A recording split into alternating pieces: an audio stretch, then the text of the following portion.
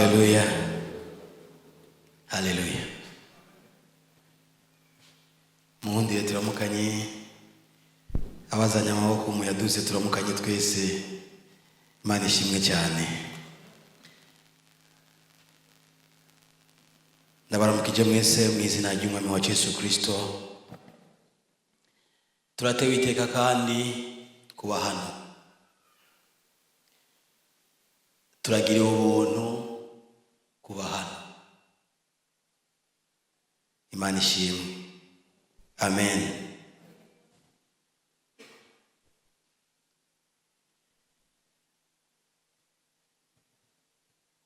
Wowe nanje ntitwahisemo kuba hano, ariko Imana niyo yahisemo ko tuba hano, kuko iyo turyamye niyo ituma tuvyuka. Iyo tuvyutse tukirirwa niba yabikoze. Imana ishimwe. Amen. Hari kindi gihe abantu bihenda, abantu bakiyumvira ko bazigamwa n'ubwenge n'ubukerebutsi n'ubunyarutsi, bazigamwa nuko baraye bariye canke bafise ubuvuzi. Hari abantu niyanisha umutwe aca hamagara docteur asanzwe akurikirana ubuzima bwiwe. Hari gihe ushobora kwihenda ukiyumvira ngo uriho umerewe neza kubera ufise uko kuntu kurikiranwa, ufise abapolisi, abasirikare, urugo rwawe ruzitiriwe neza, hari insinga n'umuyaga ngo warashize ko kugira ngo nimbwa ikoze ko ipfe. Ariko Kristo, uburinzi bwa data nibwo butuma uriho. Haleluya. Haleluya. Burya ukuboko kw'Imana korekura, barashobora kugukura muri ivyo nyene wizigiye wiyumvira ngo ni ibintu bikomeye ugataha nk'abandi bose. Biriyo umuntu mwegeranya ati uragiriye ubuntu kubaha. Haleluya. Ngomba mbanze nshimire abakristo mw'ishengero rya Emmanuel Kigobe mwabanye natwe kuri no programu. Twari tumaze indwi yose kuva ku munsi wa mbere turiko turasenga.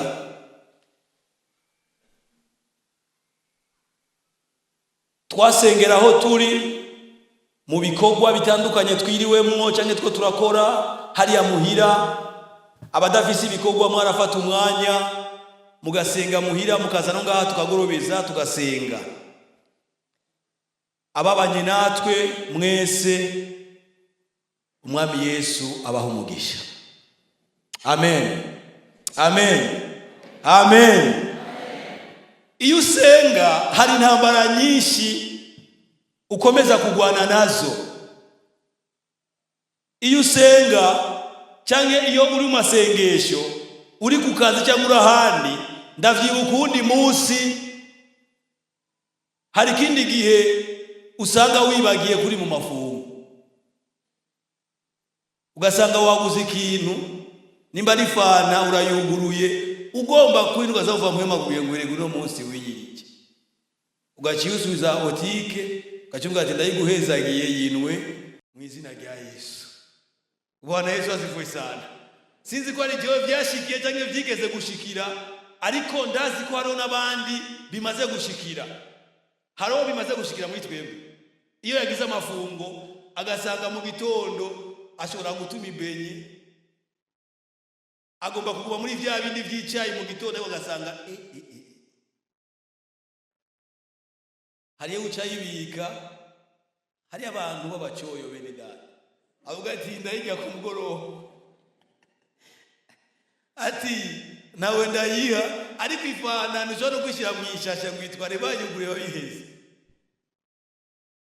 Abahuye n'utwo na turiya ariko kandi mukihangana mugakomeza kubana natwe mu mpemu yo gusenga, Yesu abaho umugisha. Amen. Ndawatuye kandi muwakire mu izina rya Yesu. Ugusenga ni kwiza.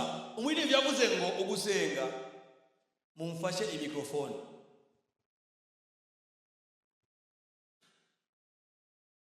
Narinzi ko mu nyumva ariko nabonye umengo ni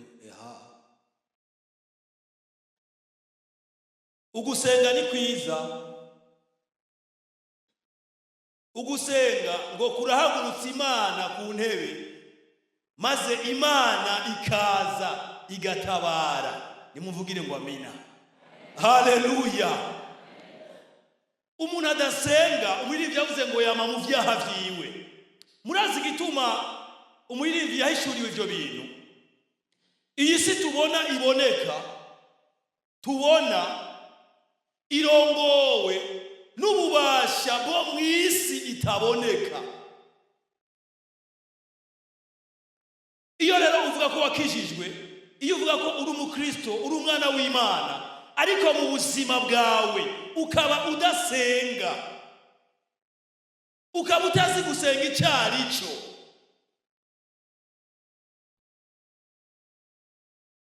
ufise ingorane, ufise ingwara, ukeneye kurondera umuvuzi.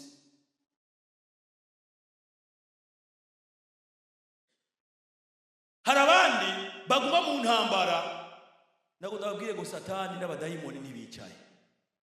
Wewe uryamye ugasinzira ukareka gusenga, hariya mw'isi itaboneka, hariya Satani aba bo bakomeza inama n'ibitero kuri wewe, ku muryango wawe, ku kazi kawe, hajya wiga, hajya ukorera.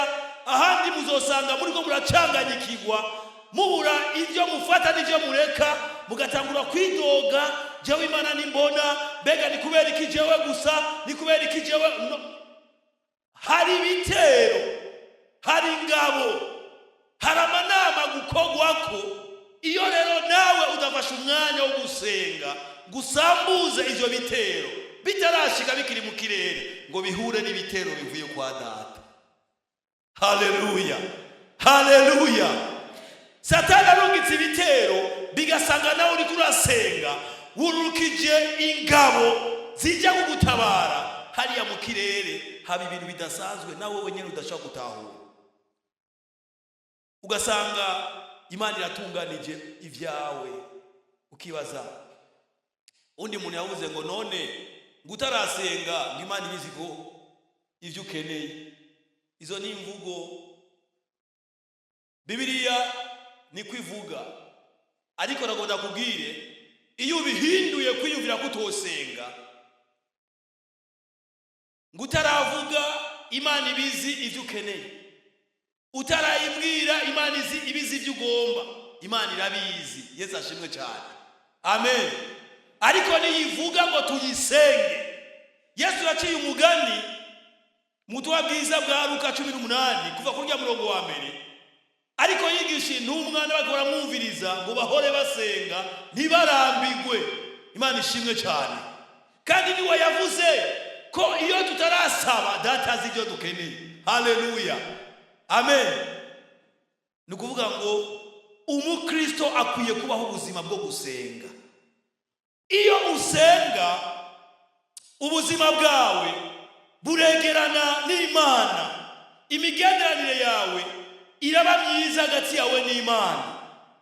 Kandi iyo wegerana n'Imana, ni ukuvuga ngo hari ibintu biguhunga, hari na vya vyaha na vya bigeragezo bitaronka ikibanza, kuko impwemu yawe imatanye n'impwemu ya Data y'Imana. Haleluya. Muriko muranyumva? Yesu ashimwe cyane. Turiko turabategura rero gusenga, cyangwa ngo dusenge. Hari igihe wibaza nkaho umengo ni kuneza y'abarongozi. Gusenga ni kuneza yiwawe wewe wenyene ugatoki wawe, ni kunyungu yiwawe wenyene ugatoki wawe. Hari abandi bazavuga ngo je kurasengera, ngo ndafise ikibazo cha estoma.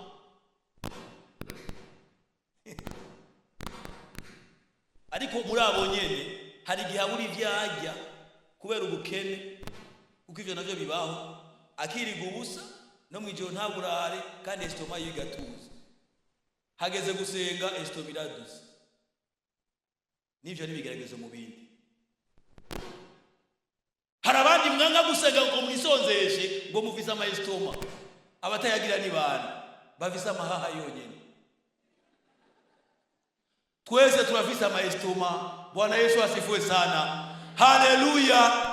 Nanje ndayifise kandi imbere yiwanje yo binakaze gusumba kuko jewe ndashobora kuba naramenyereye gatatu ku munsi nkaca ndayima vyose. Wewe kandi ubironka rimwe ukavuga ngo uragwa estoma. Imana itubabare cyane. Amen.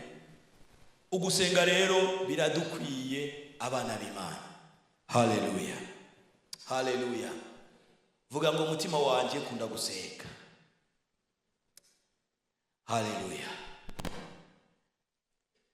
Tumaze indwi yose rero abakozi b'Imana bariko baradufasha baduhezagira ku ijambo twari kufatiro ruvuga ngo tugumye ukwatura ivyizigiro vyacu nikunyiganyige kuko wasezeranye ari wo kwizerwa. Haleluya. Iri jambo ni jambo rikomeye, ni jambo ridasanzwe. Mwisi turujuje abantu benshi basezerana ivy'ububeshi, atari abantu bo kwizigirwa. Hajya nuze wiyumvire ko n'umugore wawe ari umwizigirwa ijana ku ijana, cyangwa umugabo wawe ari umwizigirwa ku by'amasezerano ku ijana ku ijana. Wiyumvire ngo nashobora kukubesha, wiyumvire ngo nashobora kunanirwa. Hari ikintu sigaye nirinda cyane no gusezerana, kuko iyo unaniwe gushitsa bivuga ngo nturi umwizigirwa. Imana itubabare cyane. Bivuga ngo nturi umwizigirwa.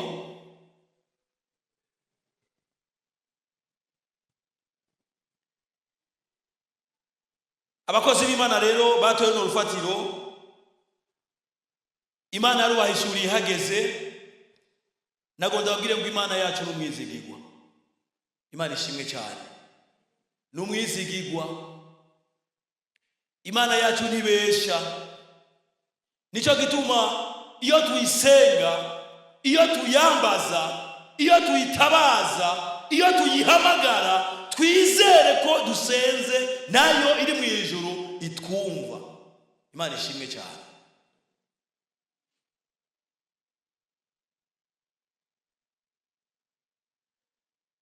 Kugumya rero ukwatura ivyizigiro vyacu. Iri jambo riri hagati na hagati y'imirongo itari mike kuva kuri 19 gushika kuri 23. Hari amajambo akomeye nagomba ko tubanza kwiyumvira ko no kuvugana ko atwinjiza neza muri rufatiro.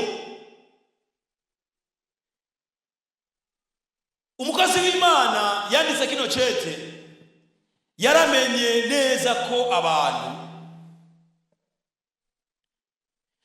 bashobora gukizwa ariko bakagenda n'ubwoba, bashobora gukizwa ariko bakamana ubwoba kandi bakamana no gukekeranya. Iyo basenga, iyo barondera Imana cyangwa iyo bahamagaye Imana bakamana ubwoba, bakama mu bwoba. Kandi iyo umuntu afise ubwoba biroroshe kunanirwa, biroroshe no gutsindwa. Mikrofone mayidugije cyane.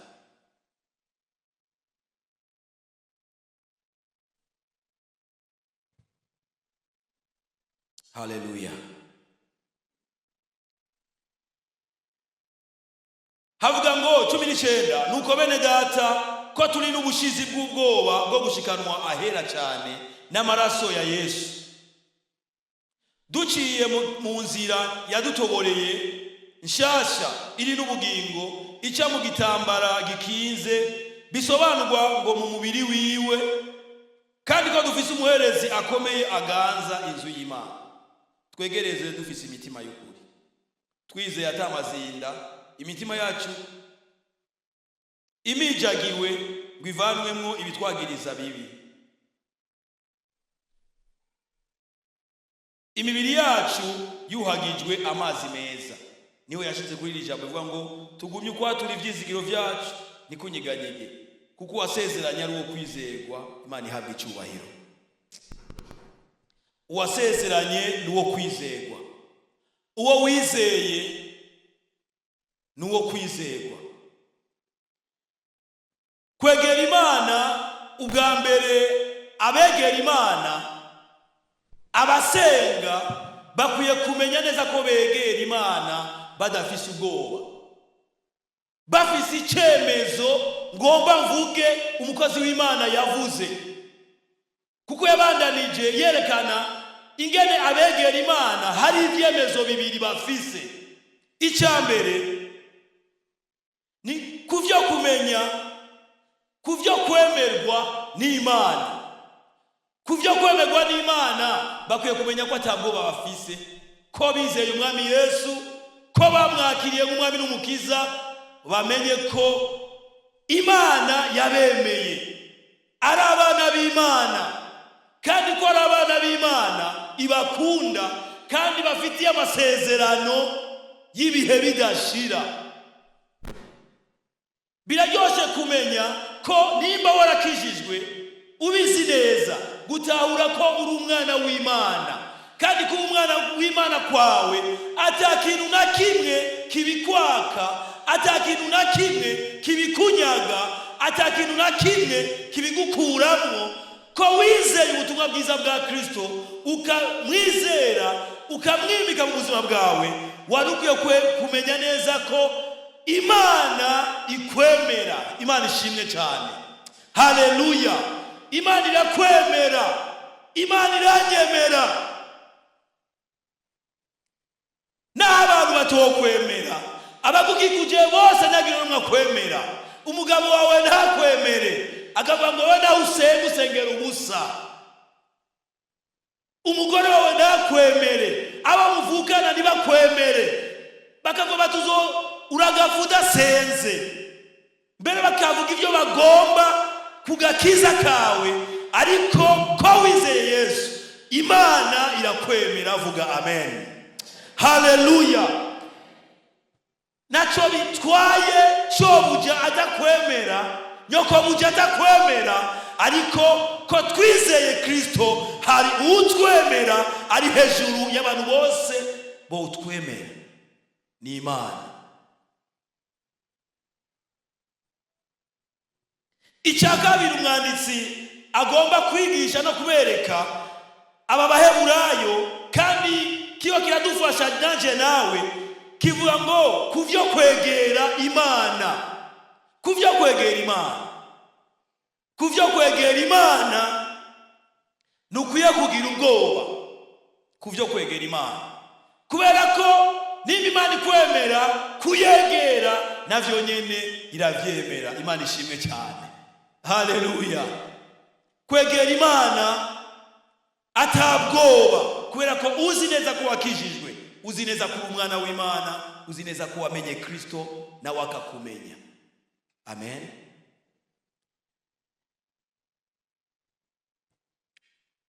Nagonda kubwire ko hari igihe abantu batagomba ko tubegera. Ego aba ngo vugira hariya, vugira hariya. Ukinjira mu biro vyiwe akavuga ngo ntiwicare, vugira hariya ku muryango. Hari abantu bafite agasuzuguro, ariko hari igihe babibwira uwo data yamaze kwiyegereza. Haleluya. Haleluya. Bobo baraba ingene uje wambaye mu biro vyabo, ingene uje usa mu biro vyabo, bakakufata uko bagomba, ariko data we yaramaze kwegerana nawe. Naho batutobegera, naho bagucira urubanza ngo ntubegere, bafatiye kugena usa, bafatiye aho uvuka naho uba, ariko nagomba kubwire ngo kwegera Imana twaravyemerewe. Imana ishimwe cyane. Haleluya. Haleluya.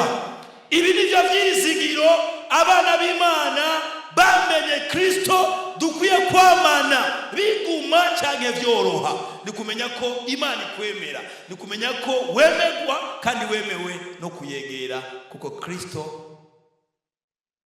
ku murongo ukurikira yaraciye inzira. Mwanyumvise? Haleluya, haleluya, haleluya. Ugukwemerwa n'Imana n'ugukwegera Imana, umwanditsi avuga ngo mu bikora atabwoba hari uwaciye inzira, hari uwaciye inzira, hari uwatoboye inzira, maze turemerwa nayo kandi no kuyegera turavyemererwa, uko Kristo yaratoboye inzira, yaraciye inzira. Haleluya, haleluya.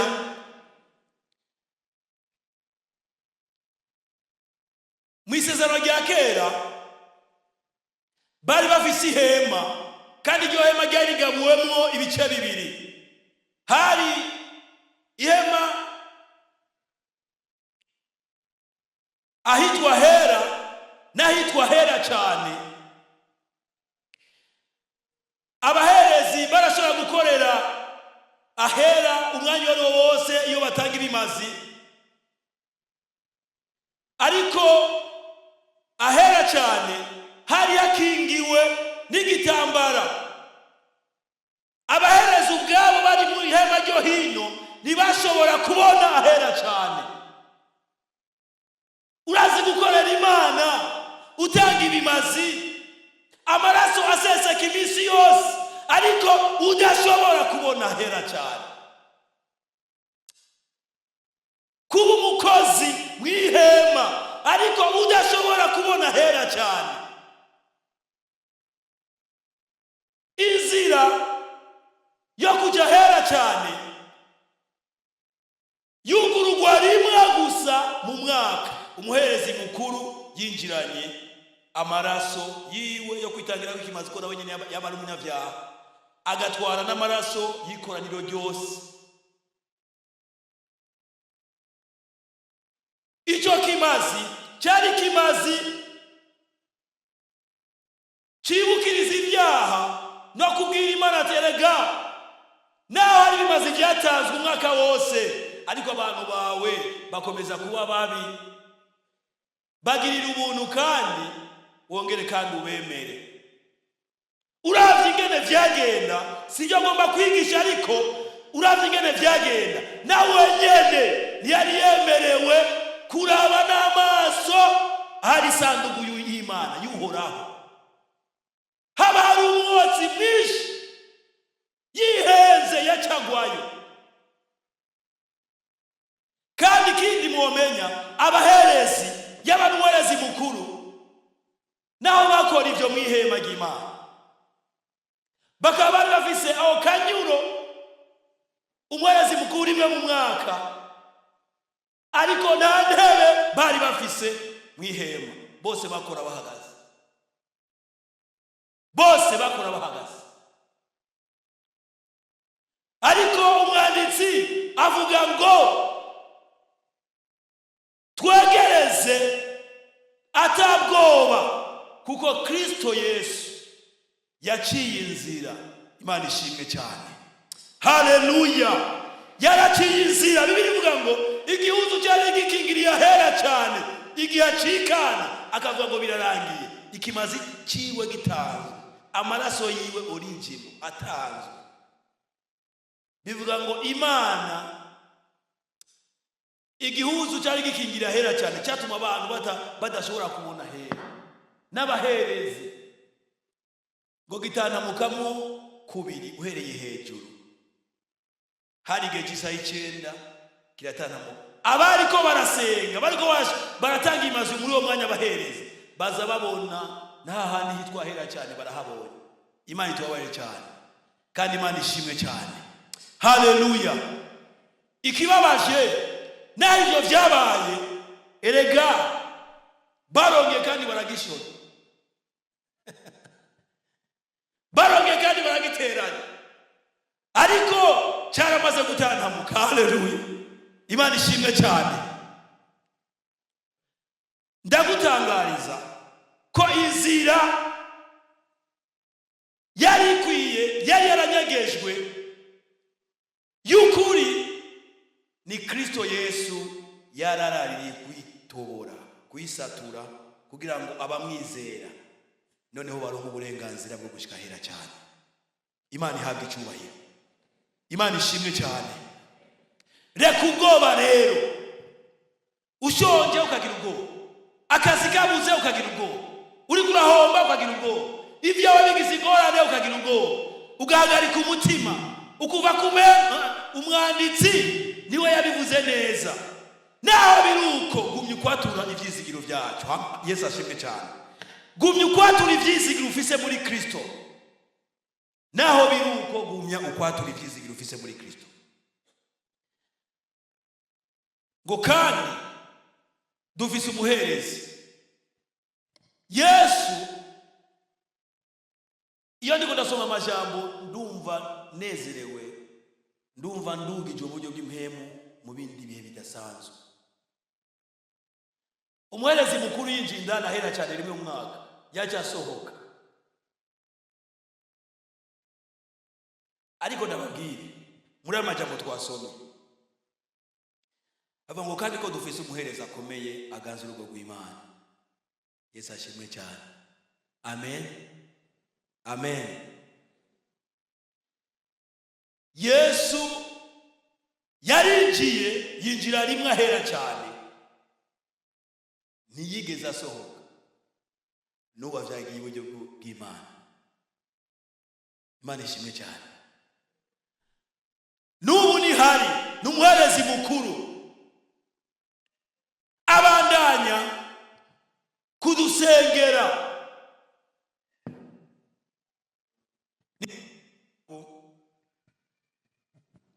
Nico gituma mvuga ngo wewe wizeye Kristo, wizeye umwana w'Imana, utahure neza ko Imana ikwemera. Twegereze dufise imitima y'ukuri, twizeye atamazinda. Ikibazo gihari uno munsi nukumenya abantu cyane kumenya ko wakijijwe by'ukuri.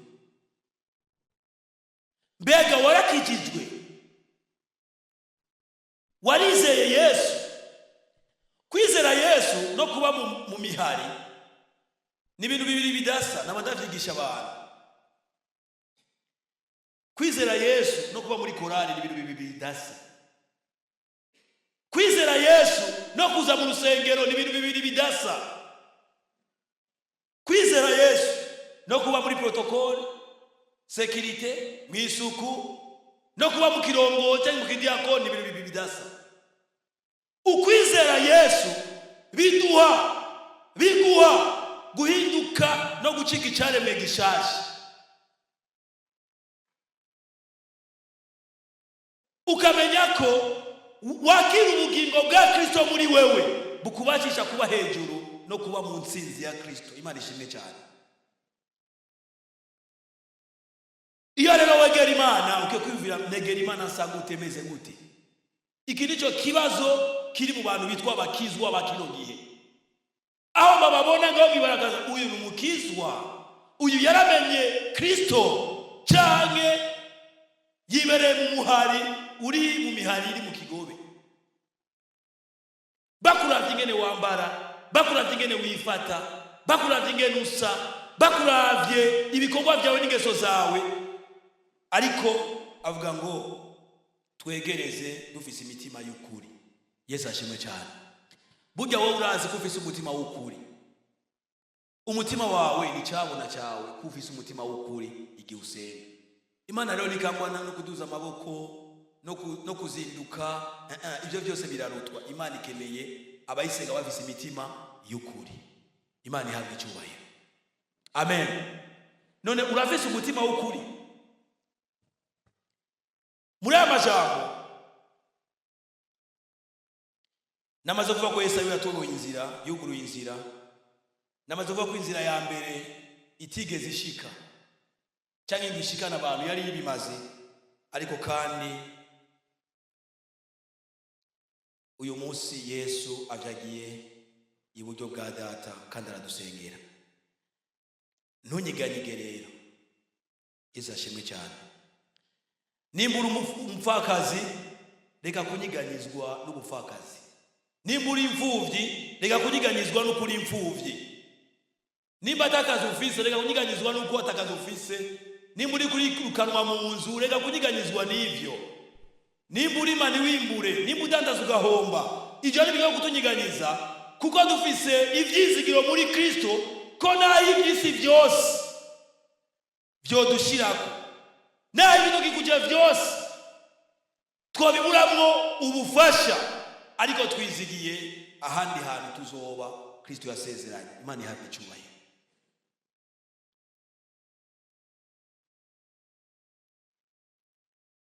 Zaburi 27 murongo w'icumi,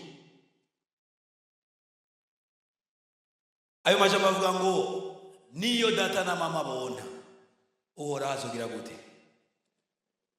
Yesu ahabwe icyubahiro. Amen. Tugomba gusenga rero,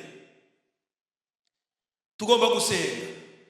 Umusenzi agomba senge ashima Imana ko inzira ijahera cyane Kristo Yesu yayuguruye, ashima Imana agakiza twaronse muri Kristo Yesu biciye mu rufu rwiwe. Imana ihabwe icyubahiro. Asengera abafise ubwoba bw'ubuzima bizigire Kristo, bagume bagumije kwatura ivyizigiro, bamenye ko araba Kristo barayubusa, araba Kristo batagira ibyo bambara, araba Kristo babifise, araba Kristo birukanwa mu mazu, araba Kristo mu bihe vyiza no mu bihe bibi.